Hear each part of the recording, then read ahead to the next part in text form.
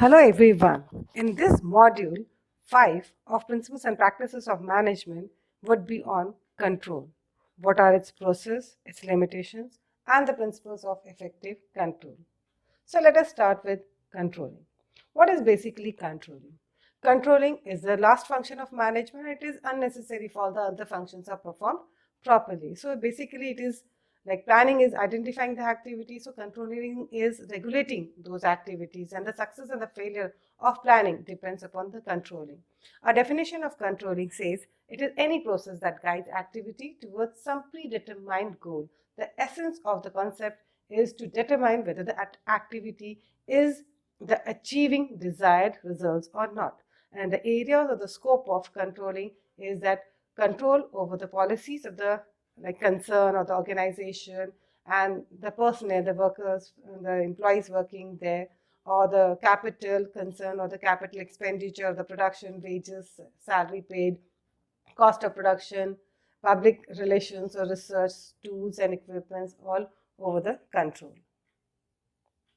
What are the requirements of effective control system? It says the effective control system requires a feedback. There should be proper feedback. The objective should be clear. There should be suitability. There should be prompt reporting, and the pointing out are the expectations and flexibility, economy, indivisible, and it should be to suggest remedial actions, and there should be motivation.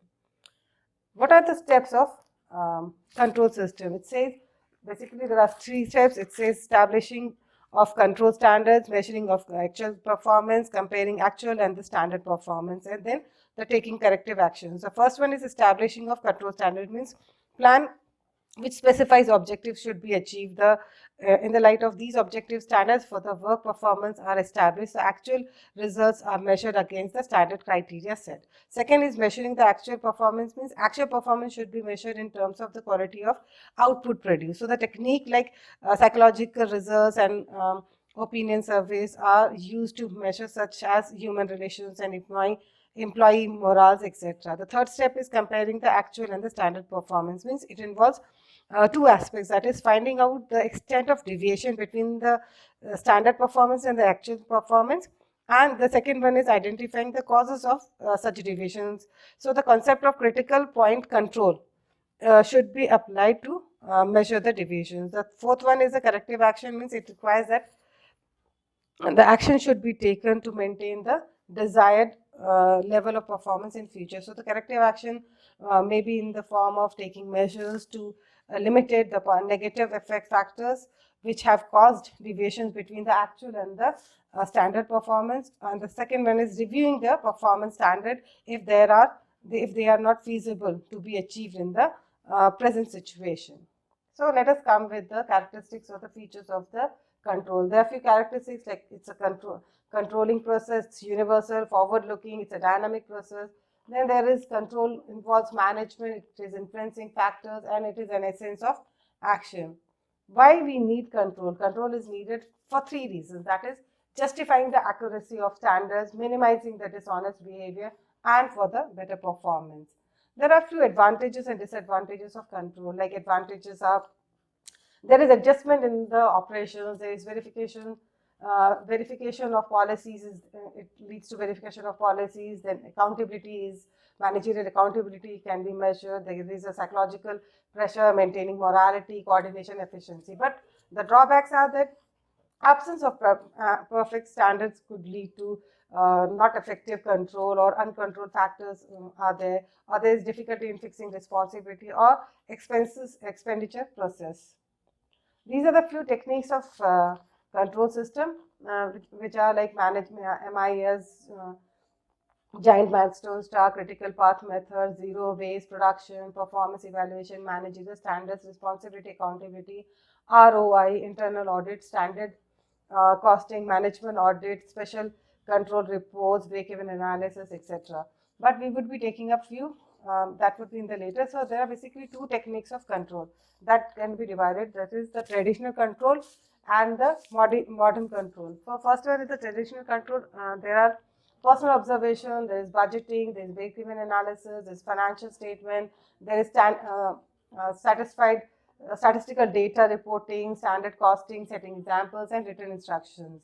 So to take up few, we will go with the personal observation. That is, this is most traditional. It helps the manager to collect first-hand data, create psychological pressure on the employees, and perform well as they are aware that they are being observed personally. So it is very time consuming, and but it is not suitable for all kinds of job. The second one is budgeting. Means budget is a statement which reflects future income, expenditure, and profit of the firm. So the benefits are that it could lead to standard of performance, planning, predicting of future, and financial management. The next is the break-even analysis, which means it deals with the study of relationship between the cost, volume, and profit, and determines the profitability, profit and loss. The sales volume is measured. So break-even analysis, basically the fixed cost minus the variable cost. The financial statement says it shows the financial position of the firm. So they are prepared along with the last year's statement, and they are basically measured, or they give offer information on liquidity, financial strength, and profitability. Next is the statistical data and report, which is the form of the averages and percentages, and they are basically represented in a diagrammatic form, or pie chart, or historical diagram, or bar diagram.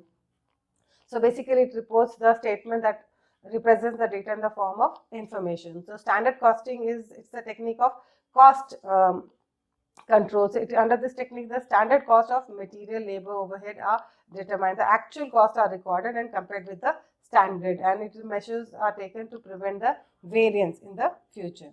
The modern technique says it's a return on investment, management audit, MIS, and PERT. Let's start with the return on investment, which means it consists of investment on fixed assets and working capital. It's a profit on the investment is the reward for risk taking. If ROI is high, then the financial performance of the business is good, and vice versa. The management audit says it's a evaluation of the management as a whole. Means it critically examines the full management process. It finds out the efficiency of the management. Management audit is conducted by the team, and the data is analyzed, and conclusions are drawn about the managerial performances and efficiency. The MIS, or the Management Information System, says it's a control of the organization properly. Management needs accurate information. So information is collected continuously to identify the problem and find out the solutions for it. So basically MIS is to collect data, process it, and provide it to the managers. And PERT and CPM is basically the performance program evaluation review technique and the critical path method. It consists of various activities and sub-activities, and it is basically gives importance to identifying the critical activities. By controlling the time of the critical activities, the total time and the cost of the job are minimized. Let's take a small detail on budgetary control. It says it's a French word. It's basically budget is a plan for income or outgo, or both of the money. So it's basically personnel, purchase items, sales items, and other entities the manager believes that determines the future course of action, will assist in the managerial efforts. So it's basically the definition is the term budgetary control is applied to the system of management, and accordingly the control by which all the operations and outputs are forecast as far ahead as possible, and the actual results, when known, are compared with the budget estimates. So basically the characteristics are these, like it represents the data wise, or department wise, or the section wise. It's basically the extension of the expenditure, coordination of various departmental activities. It's cut out and specific requirements of the organization expressed in quantitative forms. It determines the deviations. It recommends and implements corrective action. It is future in planning and based on past experience, and it calls a past performance for comparing in the purpose. These are the advantages of budgetary control, that is tool for planning, thinking in advance, coordination, control on expenditure, achievement of goal, encourages exchange of information, fixation of responsibility. There is a criteria of self-examination. It ensures proper communication. There is a promotion efficiency, better utilization of resources, promoters balance, budgetary delegation of authority, etc. It has its own advantages and disadvantages, and these are the essentials of effective budget system, that is efficient organization, then preparation of the master budget, quick reporting, flexible, support to the top management based on reasonable assumptions, reward and punishment, and appropriate, there is appropriate authority. The types of budget could be the sales, cash, production, time material, etc. Basically, the budget can be classified into the fixed and the flexible budgets, and the preparation is based on the sound forecasting, development of accounting system, fixation of responsibilities, formation of budgetary committee. There is a clear definition of business policy, statistical information, support to top management, and budget period. Let's come to the next thing, that is the PERT, which is which says which I have explained in earlier, but the advantages are it ensures planning, identification of favorable factors are there, taking preventive, corrective action, take attention to critical activities, there is cooperation, there is decision making, there is improved communication is there, there is advanced control action is there, and the timely completion of the project is there. But it has its own limitations, that is error in estimation of time and cost, application, time consuming, and expenditure. These are the distinction between the PERT and the CPM. That is, PERT is 3 times estimation is done. Here also 3 times estimation is there, but done. But PERT gives importance to time, whereas CPM gives importance to cost. It is suitable where the activity timings are not known. Here it is suitable when the activity timings are known. So it is basically event oriented PERT, and it is basically activity oriented. Thank you so much.